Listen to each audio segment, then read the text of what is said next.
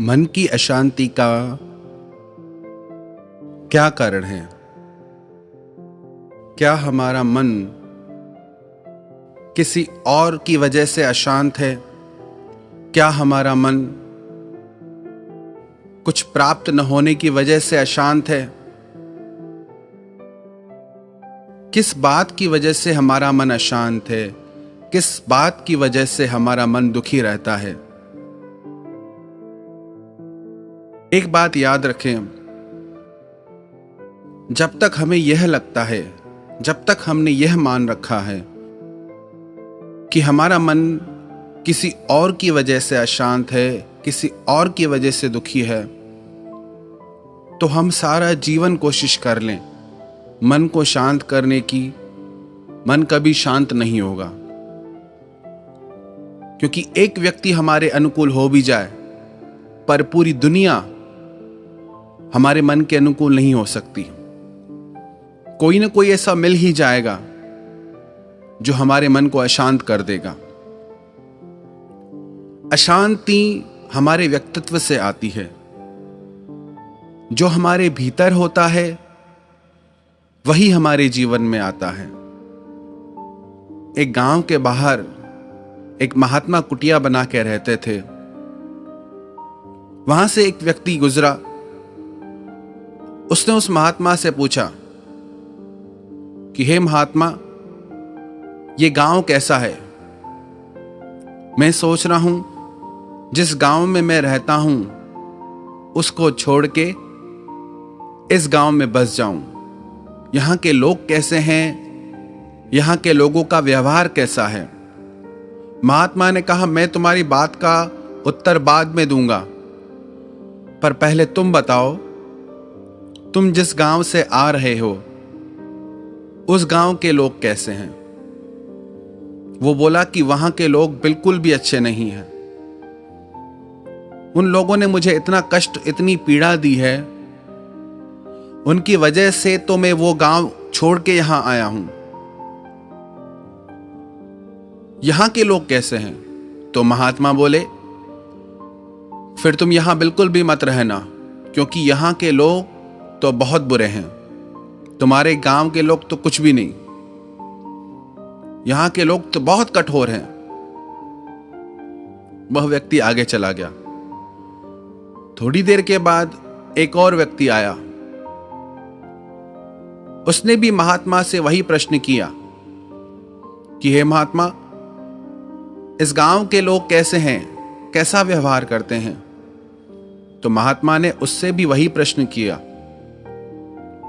कि पहले आप बताओ, आप जहां से आते हो वहां के लोग कैसे हैं? वो बोला कि वहां के लोग बहुत अच्छे थे, हर बात में मेरा साथ देते थे, हर दुख सुख में, हर बात में ख्याल रखते थे। बहुत तकलीफ हो रही है उनको छोड़ने में मुझे, पर मेरी मजबूरी है, किन हालातों की वजह से मुझे वो गांव छोड़ना पड़ रहा है और अपने रहने के लिए दूसरा गांव ढूंढता हूं।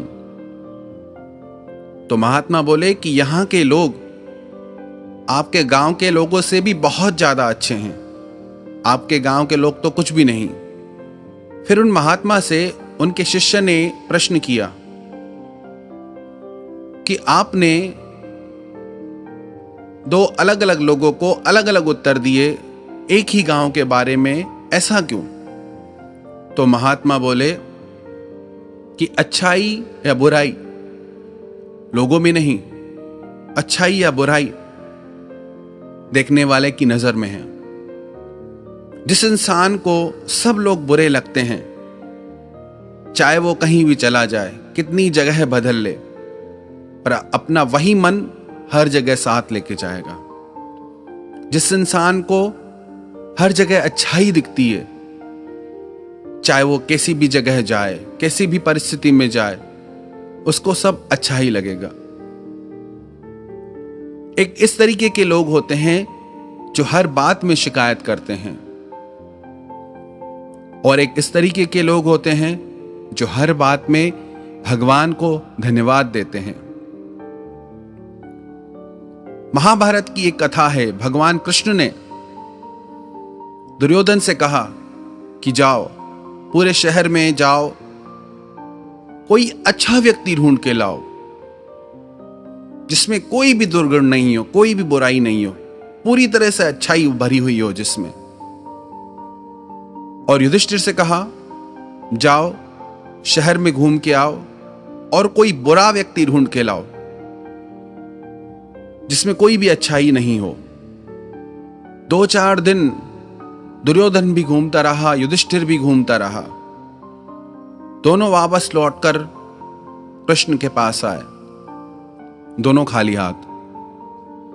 भगवान ने दुर्योधन से पूछा कि क्यों दुर्योधन, पूरे शहर में तुम्हें कोई अच्छा व्यक्ति नहीं मिला? दुर्योधन बोला, क्या बताऊं मैं आपको, अच्छाई तो अभी रह ही नहीं गई है। हर जगह बुरे लोग बैठे हैं, पवित्र स्थानों में भी मुझे पाखंडी लोग ही नजर आते हैं। हर जगह ठगी और झूठ का व्यापार है, कोई अच्छा इंसान पूरे शहर में नहीं। फिर युधिष्ठिर से भगवान ने पूछा कि क्यों युधिष्ठिर, तुम्हें पूरे शहर में कोई बुरा व्यक्ति नहीं मिला? बोला, भगवान मैं जहां गया हर जगह लोग दान पुण्य कर रहे हैं, भगवत चर्चा कर रहे हैं, शास्त्रों का पाठ कर रहे हैं, जप चल रहा है, साधु महात्मा योग कर रहे हैं, ध्यान कर रहे हैं। कहीं कोई व्यक्ति ही नहीं दिखा जो पाप में लगा हो, अधर्म में लगा हो। तो भगवान कृष्ण ने दोनों को शिक्षा दी कि अच्छाई या बुराई शहर में नहीं, तुम लोगों की नजर में है। दुर्योधन ने अपने अंदर इतनी बुराई भर रखी है कि उसे बाहर कहीं कुछ अच्छा नहीं लगता, और युधिष्ठिर हृदय से इतना पवित्र है, इतना अच्छा है कि उसे बाहर कुछ भी बुरा नहीं लगता।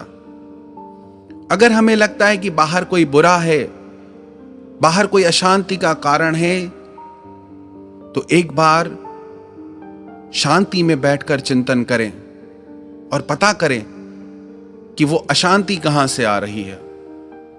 अशांति हमारे ही मन से प्रकट होती है। हम किस व्यक्ति के व्यवहार को कैसे लेते हैं।